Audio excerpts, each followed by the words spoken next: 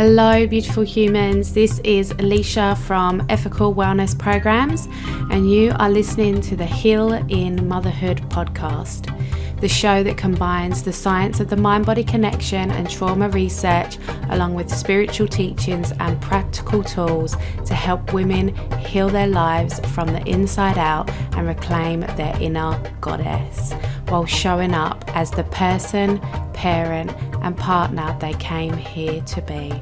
If you like what you hear on today's show, please don't forget to leave us a review on the iTunes podcast app so that we can grow our community and impact as many women's lives as possible. Welcome everybody to today's show. I'm super excited. I've got Charlie on with me today, and she is a mum of 3 boys, but also a woman with her own dreams. And as a former yoga studio owner, deeply ingrained in the supermum myth, she is on a mission to change the way we view and experience motherhood. And this year, she decided to take massive action, sell her family home, all of its contents, 4 successful businesses, and go on the road in a quest for more. So welcome, Charlie. I'm so excited to have you on the show today. Thank you for coming and being here with us. Thank you. I'm so excited as well to dive into these conversations. I really am. Yeah, awesome. So we crossed paths in the matrescence group that we were in with Amy, and you came on to the Zoom call and you spoke about how you was sick of being seen as this super mum, and you spoke a little bit about your journey, and that really is what inspired me to sort of reach out to you, because I was like, yes, this woman gets it. You know, you're so inspirational, just selling everything and going on the road. And I know that's not everyone's idea of fun, and it doesn't need to be that extreme, but yeah, I just really loved and resonated with your story. So let's start with this idea of you was living with this super mum myth and how you decided to go on this different journey and why you decided to sort of go on that different journey. Yeah, okay. Like you said, at the time, we had 4 successful businesses. One of those was a yoga studio that I ran, and I took this studio on when I had an 8-week-old baby. Bearing in mind that this baby did not sleep, my beautiful Milo, who was my absolute beautiful nightmare in many ways, he did not sleep. Like, he woke up 20 times a night. And amidst that, I was running the yoga studio, showing up, being of service to my community. We had 2 different catering companies and an organic fruit and veg delivery service, all of which were very much involved in the local community. And everyone just kept saying to me, oh my God, like, how do you do it? How do you do it? You and your partner always seem so happy, so in love. You've got, at the time, 2 beautiful boys. I've now had a 3rd. And people just kept saying that to me. And it really didn't feel right. It didn't feel comfortable for me. And I've always been very honest and very transparent about my struggles, because what I never wanted to do or to be was this projection of what women should be doing and mothers could be doing. I wanted to really break down that. And then I realized I was actually being and feeding that narrative. I was part of the problem, because people kept saying to me, you're Superwoman, how are you doing all these things? And I was like, oh, I cry every day. Like, I am losing my shit every day. Like, I have help and support because I am in overwhelm and I am exhausted. I didn't know at that time how to manage that split within me. And I was very much split between, this woman that I know I am and wanting to really trailblaze my way through my dreams and my ambitions and wanting to hit massive goals, but also split between the mother that I really wanted to be and that my children deserve me to be. And it was that got so uncomfortable, is the people that I loved the most were getting the worst of me. And for so long, I think I knew for a really long time that something needed to change. And it just got to the point where that discomfort of knowing that there was a better way to live and experience every single day. There was a better way for me to show up in my workspace with more energy from a place of overflow instead of depletion. And I knew that there was a better way for me to enjoy motherhood, because at that time I wasn't enjoying it because I was exhausted. I didn't know how to still do the things I wanted to do whilst not compromising the mother I wanted to be. And so I literally, and in all honesty, my relationship was struggling. It wasn't this dream, picture perfect relationship that people thought we had either. Behind closed doors, on paper, everything looked great. You've got 4 successful businesses, tick. You're financially fine, tick. You've got 3 beautiful, healthy children, tick. You're in a successful relationship for 17 years, tick. From the outside looking in, it was that, oh my God, everything's working. She looks like she's got her shit together.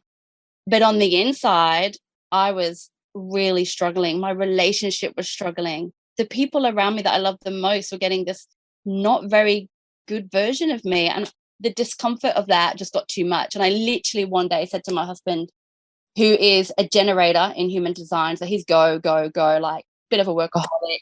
Like, I've been trying to keep up with him my whole life, and I don't work that way, and I got to the point. What are you? What's your... I'm a manifesting generator. So I have, but I'm more manifester. So I'm more manifester, and I can't keep up with the steadiness of the generator in that, I go from A to G to Z to B to A again. Like, I'm all over the place, but it makes sense to me. And he didn't like that. He needed to be one linear path. And I literally just said to him, you know what, no more, we're done. This is not working anymore.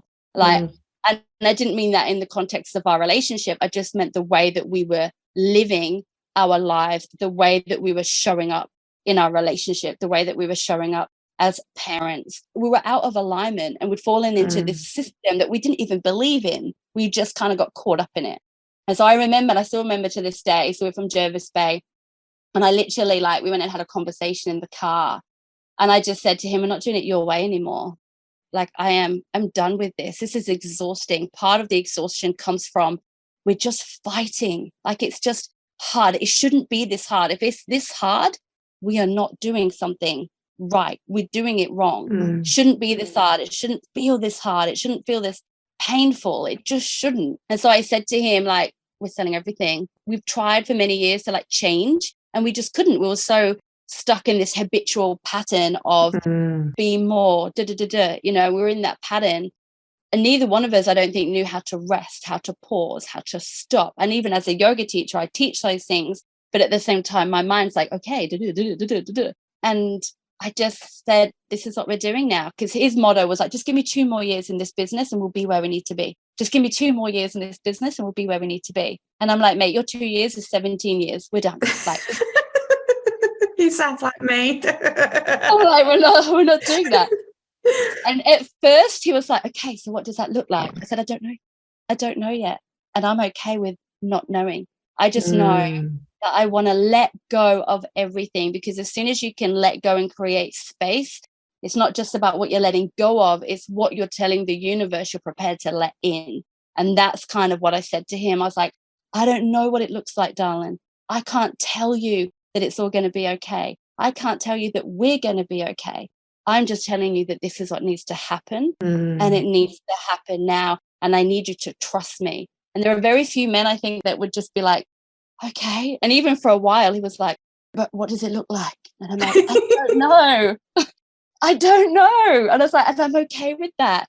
And you know what? The beautiful thing about that, though, is as soon as we made that decision, the house sold off market to one person that looked at it. We got the exact figure that we wanted. I sold my business to exactly the right person, one of my original teachers, at the right time, 2 months before I was about to give birth to my 3rd baby. As soon as I made that decision, it's like the universe went, and here you go. Yeah. And it has been the most. So now we're traveling around Australia, and it took an adjustment period. It's interesting. 3 kids and your husband in a van is interesting, but it's the best decision we've ever made. And just that letting go of the needing to plan and the be and the do and the have all the things that society tells me I should have, that I knew intuitively was not anything that I wanted, at least not right now in this phase and stage of my mothering journey. It has been the most liberating, freeing decision I've ever made. And I still don't know how it's all going to unfold. but I am so okay and so at peace with that. I really am. Like, it has been the best thing. So yeah, that's kind of how we got here, mainly just from, like I say, the discomfort of living every day, knowing that there was a better way to experience it. And at some point, you can't ignore that anymore. And I think I got to that point where, for me personally, it was so painful and I was so exhausted. And I also realized that I was part of this problem that we have in society, that this will go, go, go kind of hustle to the point of my own depletion and burnout, that I just had to pull back, start again, and not be afraid to just start again. And that's what we've done. Like, I feel like we've gone back to ground zero with a few more dollars in the bank, thankfully, but it feels good. It feels so exciting to be in that place right now.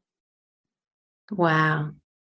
I'm just in awe, because I just feel like that takes so much courage and so much trust in everything is working out for you, and for, like you said, for your partner to trust that. But I feel like more for you to trust that, because you wasn't just doing this for you.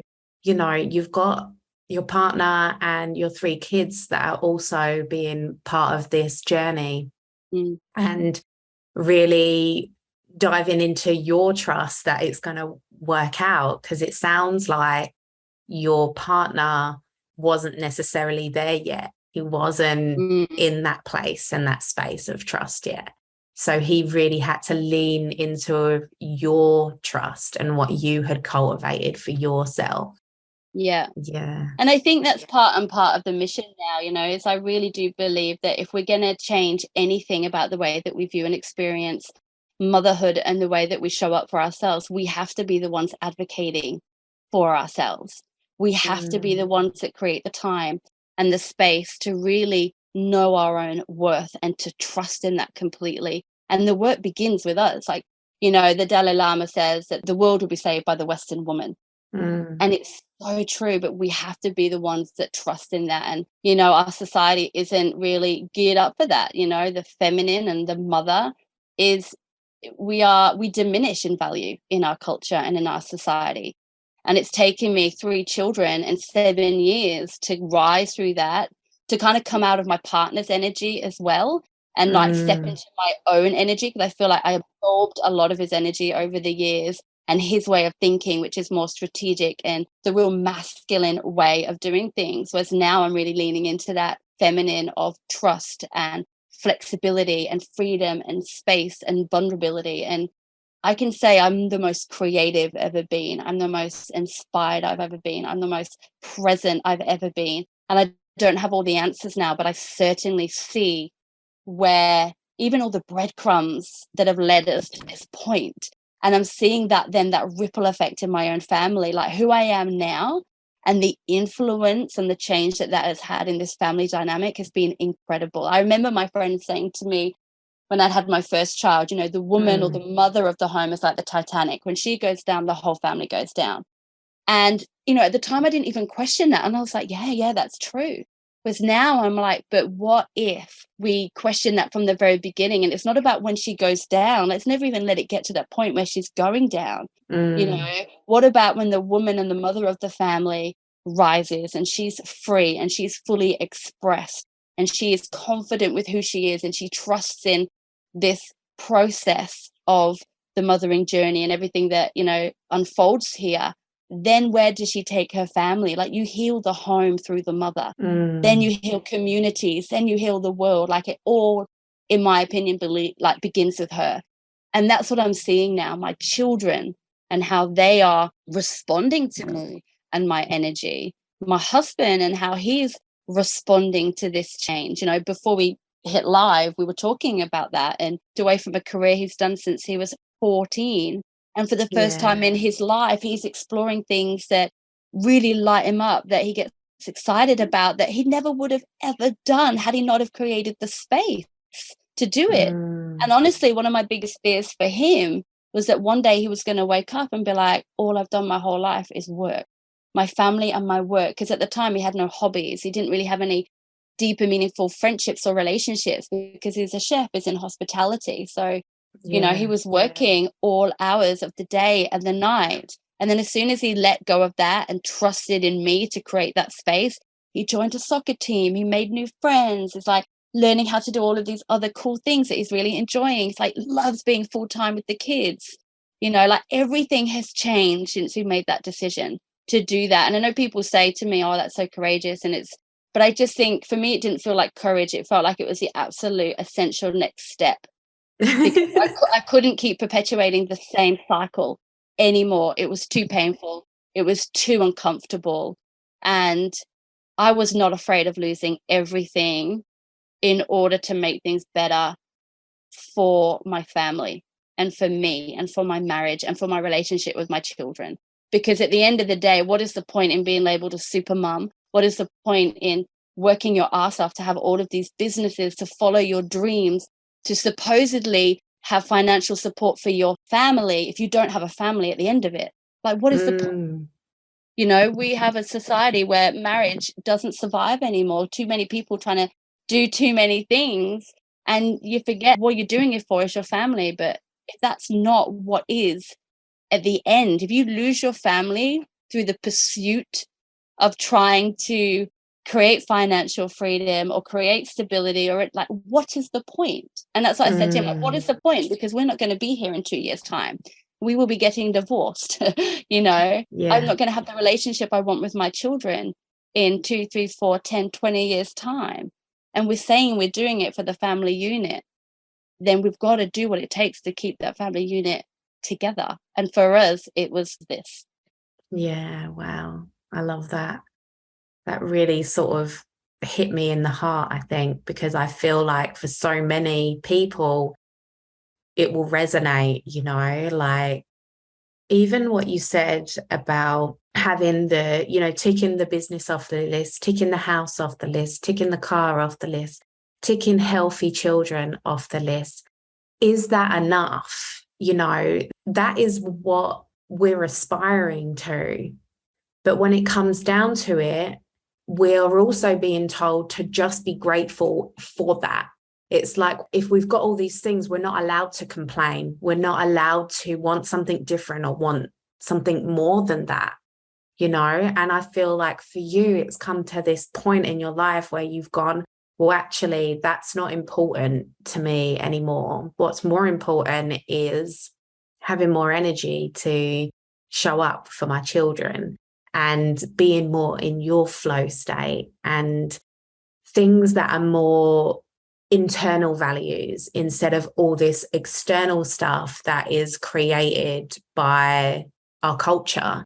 You know, we live in this culture where it's seen that having all these things is what people should want or what they need. I think if you Google, you know, supermum, it says something along the lines of, there's a lady that's put like a description about it. And it was like, make sure that your hair's nice and your body's good and you've got the well-behaved children and also a successful career on top of that. You know, that's the ideal that we're meant to sort of live up to. Yeah.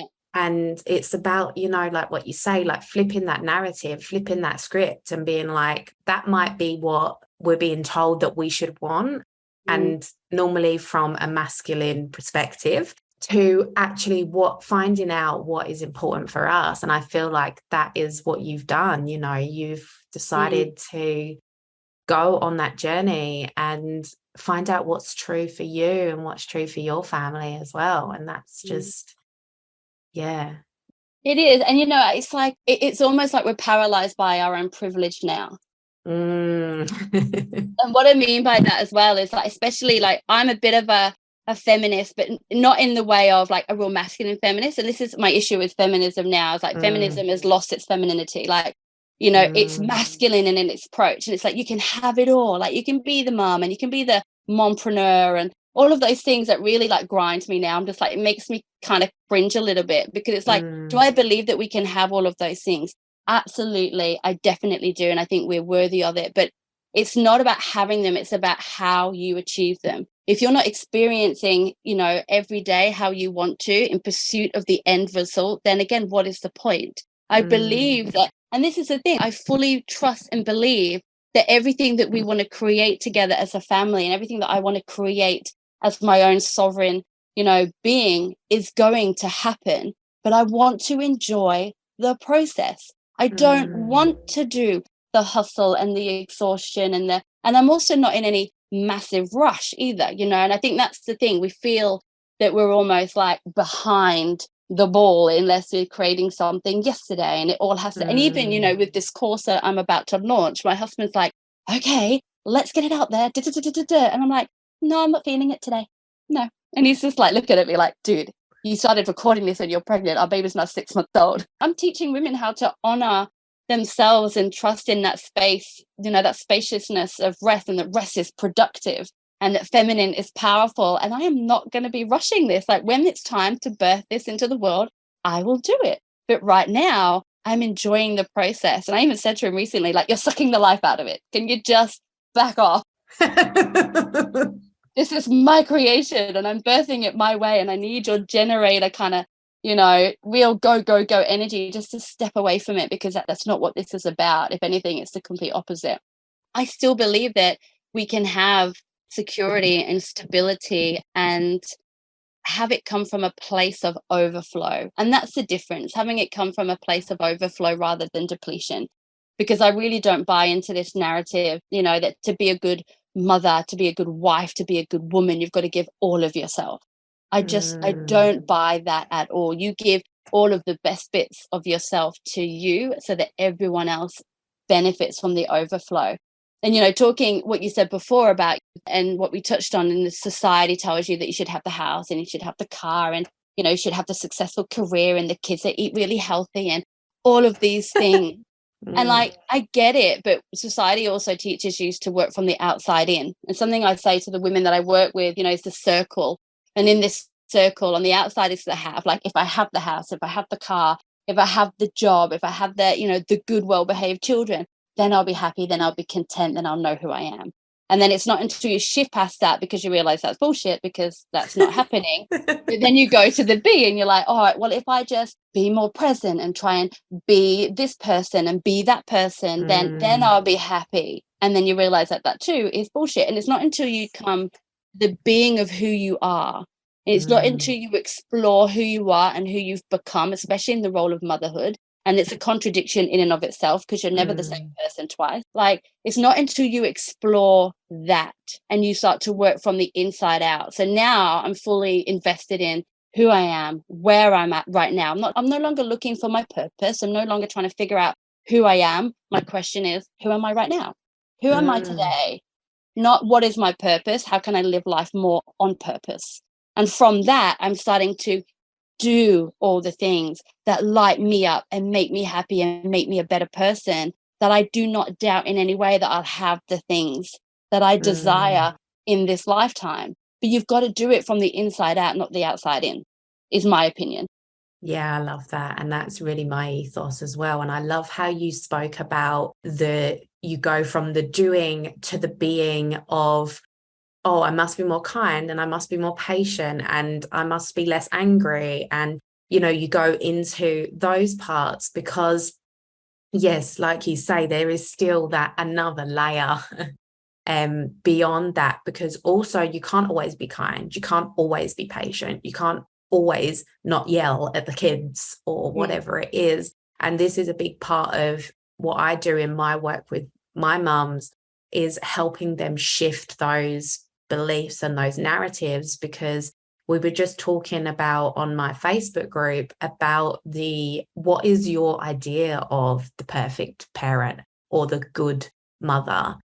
And it's so interesting what people write down. And then when you go a layer underneath that and ask, is that realistic? Or can you always be patient? Can you always be kind? We are constantly feeding ourselves into that good mum narrative without even realizing it. Yeah. It's so ingrained and it's so hard to break free from, even when you are doing the work from the inside out. Yeah. Even when you are trying to. And looking where that pattern of behavior comes from, for a lot of us, that's inherited through our own upbringing, and so many people live a life without knowing their core values, and they go through their life and they don't even know what their core values are. And then when you start to work through your core values and you're like, is that even my value? Was that my mum's value that I'm still working through? But actually I don't value that at all. So I'm just going to let that go. So many people don't know what their values are. And so we're still working from this place of, that generational lineage of their way of doing things and trauma bonds and all of those sorts of things that make us show up to be maybe only part of who we are. I always say, strive for progress, not perfection. Perfection doesn't exist. Strive for progress every day. Just, consciously choose to do something a little bit differently. And not only that, have conversations with your kids. Your kids don't need you to be perfect. They learn through your imperfections as well. But I do think it's important just to have the conversations with them. Like if I lose my shit, I'm like, you know what, darling, that was mummy's stuff. Like mummy got really angry there. Is it okay to feel angry sometimes? And they're like, yeah. I'm like, it is. It's absolutely okay to feel angry. And mummy feels angry too sometimes.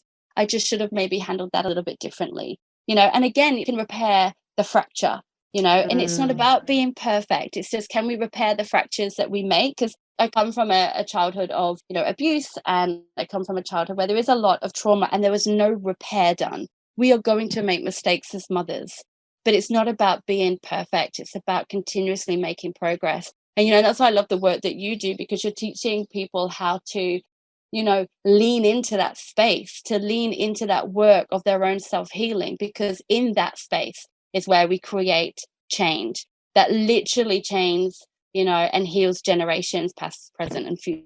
And it's so powerful. But we have to advocate it for ourselves. We have to do that for ourselves and for our children, and not from a place of perfection, but from a place of progress and kindness and compassion to ourselves. Because our children are our biggest teachers. They're our biggest triggers. For me, they've been my absolute biggest spiritual teacher that there is. Yeah. And it's triggered me in ways that I never saw coming, to be honest. But I've got to, I've got to lean into it. I've had to lean all the way in. And sometimes it's so uncomfortable to do that. When you talk about courage to sell everything and let it go, if there's one thing that is what takes real courage, it's the leaning into the shadows of yourself and the depths of yourself, so that you can heal the wounded parts of you, so that you can keep making progress. It's so powerful. The work that area is so powerful. And when we do that, and then when we have these conversations where we each put our hand up and say, yeah, I'm not a super mom and I am not perfect. And, I'm all about having these conversations so that we can then, pay it forward in a way to other mothers, so that we can have these conversations that make other women feel more seen and more heard and more validated, instead of looking from the outside in going, well, she looks perfect and her kids eat really healthy. Oh my God, my kids got like beans on toast today. Instead of like looking at the other mum, assuming, and this is the thing we do as mothers, we assume that other women are doing it so much better than what we are, and they've got their shit together better than what we do. But when we have these conversations, we realize that we're all having our own struggles, and there's no more than or less than. It's all validated. It's all, exactly where it needs to be. But these are the conversations that I think will change the way we view and experience motherhood as well. And it's so important, so important. Yeah, that's beautiful. And someone reached out to me and about the podcast, and I said, what's, been your biggest takeaway so far?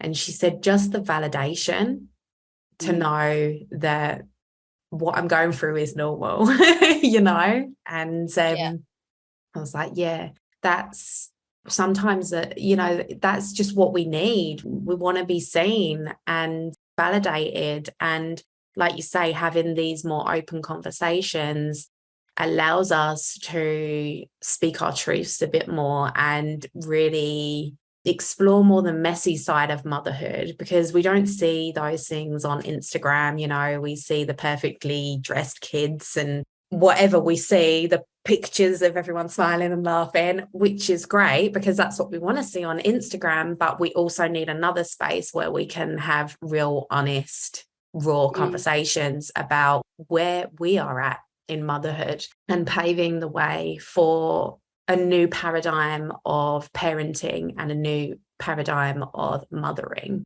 because this isn't just about what's happening now. Like you say, this is about what's happening in future generations. And if we just keep repeating the same patterns, we're not going to create something new. We're not going to manifest something better for our kids, you know. And like you said, the journey starts with mother. It starts with us.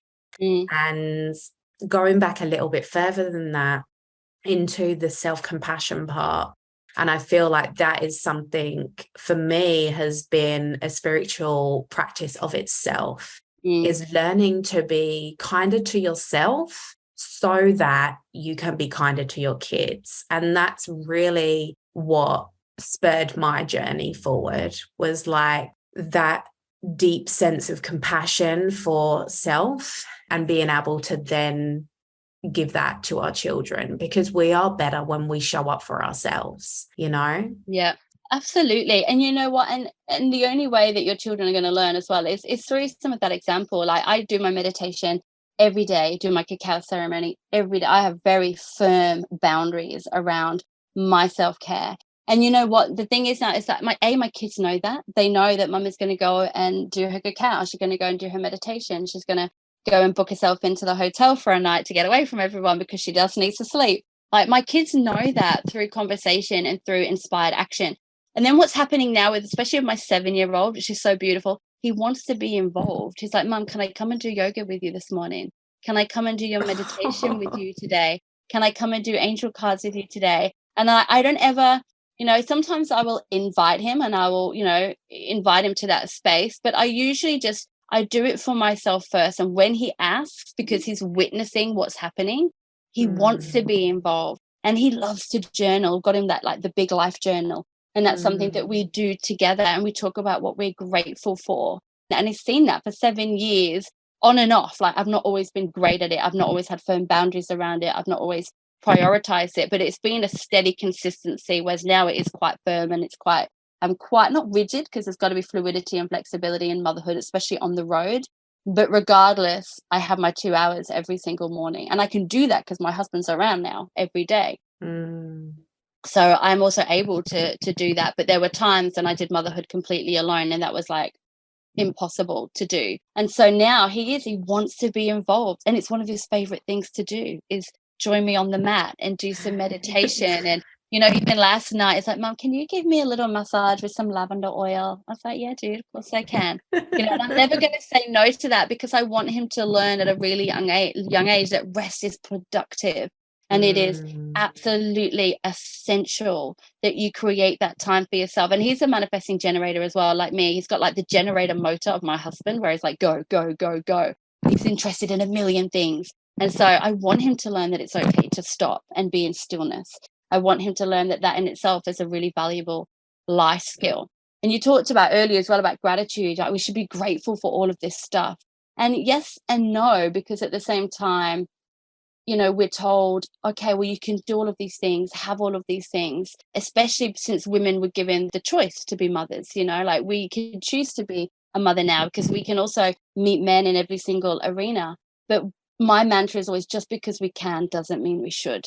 And my mantra is always just that, well, what if it is all too much? Because we don't value softness, we don't value stillness, we don't value space, we don't value rest, you know. And I really want to change that. I want to change the way we value those things, because that is when we are at our best. You know, you even know, you see it through your children when they've been overstimulated and had too many late nights, or maybe not had the best food for a couple of days. You see it in their emotions and how they project outward. We're no different. We tell them, you need to rest now, you need to go to bed early, you need to do all of these things, but we don't see that in ourselves and give ourselves that same permission. And it's bizarre, because I know that I am not the best version of myself when I have had continuous, you know, lack of sleep, when I've not had my self-care practices. Like, ain't nobody getting the best of me from that space.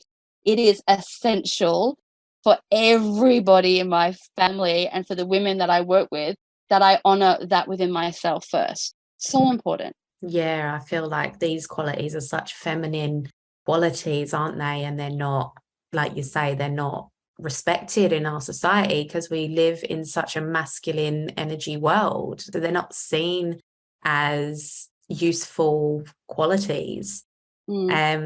Yeah, I feel like we could talk about this forever. There's so much we could unpack, but we are going to start wrapping this up. So I'd really like to ask you, what has been your, and I feel like you've touched on it probably already, but what's been your biggest lesson from either your children or motherhood?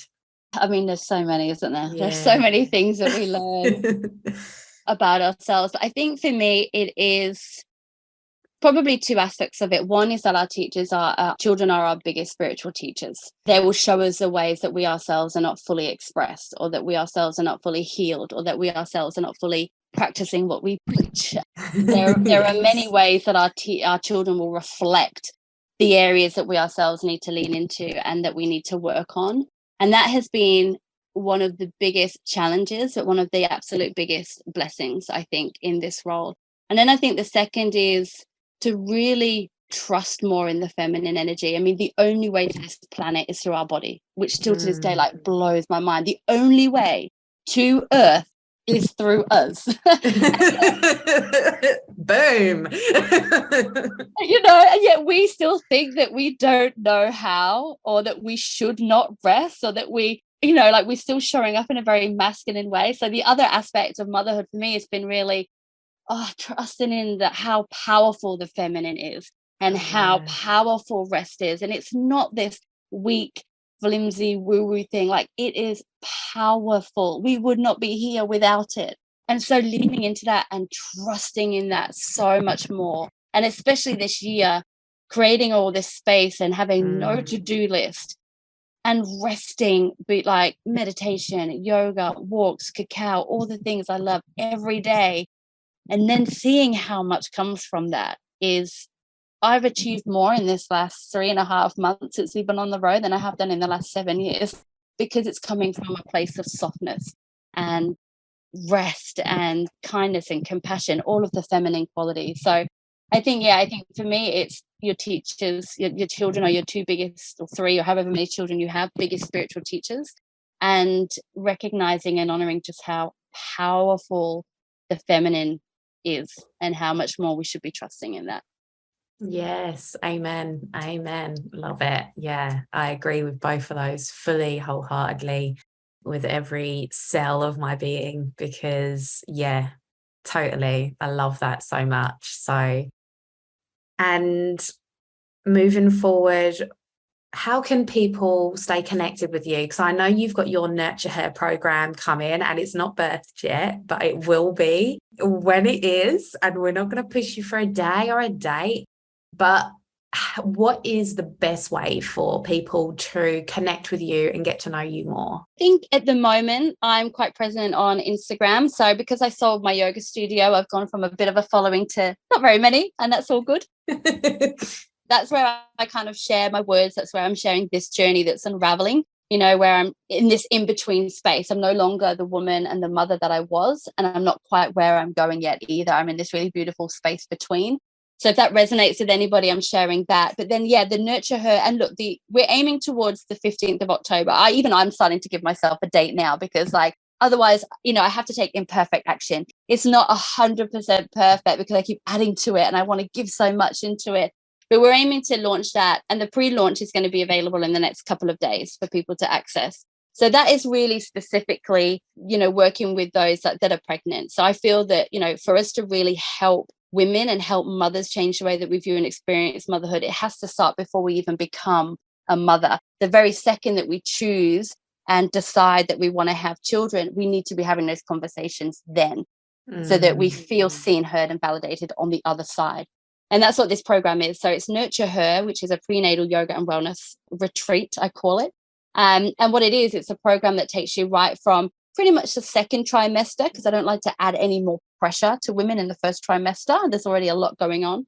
But from the second trimester right through birth and beyond. And so that is where we unpack things like the sacredness and the importance of rest during this time. So we talk about how to honor your postpartum period so that you get to rest and replenish and rejuvenate, talk about matrescence and that transition into the birth of you as the mother. So it's not your usual antenatal, prenatal yoga program. I talk a lot more about taking care of the mother. It's about the birth of the mother, less about the birth of the baby. And that's what I really feel most passionate about. So yeah, and I can share that link with you. Once that link is ready, I will share it with you. Please. Yeah, I will. Yes. Awesome. I feel like that your program is so needed, and yeah, it just sounds so beautiful. I wish that I had known more about these things before on my journey into becoming a mother and my continuum. That's obviously what I teach now because it's most relevant, I guess, now for me. But yeah, preparing for that motherhood journey is really important, and it's not talked about enough. It's talked about, like you say, on a physical level, and more about the birth and hypnosis classes and how to breathe through the birth and all that sort of stuff, which is super important and super valuable. But that only really focuses on such a small part, and this is like a full journey and the actual support that you actually need, not just like do this, do that, and then having everybody's different ideas and opinions thrown at you. And yeah, motherhood is a massive journey. It's a massive transition, and we all need support on that journey. So I'm going to do a little shout out. If you are pregnant and you want more support, or you're thinking about getting pregnant, then please reach out. And I will put all the links in the show notes as well. And also I just want to touch on your journey that you're going on at the moment, because I do follow that journey, and your writing has just been so amazing. And I really celebrate that because I can feel the depth of where it comes from. It's just really inspiring. And yeah, I've really enjoyed reading your posts and also your Facebook lives, a few Facebook lives that you've done and stuff as well. So yeah, keep shining and inspiring people, because that is exactly Thank what you. you're I doing. really appreciate that. And you know what, it really feels so good right now. It feels, I can't even begin to explain to you how good and at peace it all feels. And it comes from that place of overflow. And I could cry talking about it. I want every mother to feel that. I want every mother to know their worth, and I want every mother to trust in themselves completely. And my friend Melissa, she says, going back to your comment about the whole birth thing, birth is amazing, it's beautiful, it might not look the way you imagine it to be, but she always says, and it's always stuck with me, if you think about birth as the wedding day and your postpartum motherhood journey is the marriage, it is that we need to be diving into more. And it's so true. Like, that's where we need to be going. We need to be having these conversations so that when women are on the other side, they already feel held before they even get there, and same as you, like, it came through my own suffering and my own discomfort that made me make the decisions that I've made lately, and all the writing and everything that I'm sharing and everything. I almost feel like it's not even coming from me now. It's coming from somewhere else because I've created the space to do that. But, we teach from a place of our own discomfort and our own, life lessons, right? That's why you're here. That's why I'm here. That's the way the world works. So I think we just want to help the ride for others be a lot more comfortable and a lot more supported. Yeah. 100%. Okay, well, thank you so much for coming on and choosing to spend your time with us, because I'm very grateful for you and your work. And yeah, namaste. Thank you so much. I'll see you when I'm in Perth. We'll get together. Please come and visit. 100%. I will. Okay, so if you've enjoyed today's show, please let us know. Reach out on socials. What was your biggest takeaway? And if you're loving the podcast, please don't forget to share it with friends or someone who you think might need it, or even just share it with your partner so he can get to understand a bit more about the motherhood journey and the journey that we go through. Hit subscribe, leave a review, and yeah, I'll see you all next week. Namaste.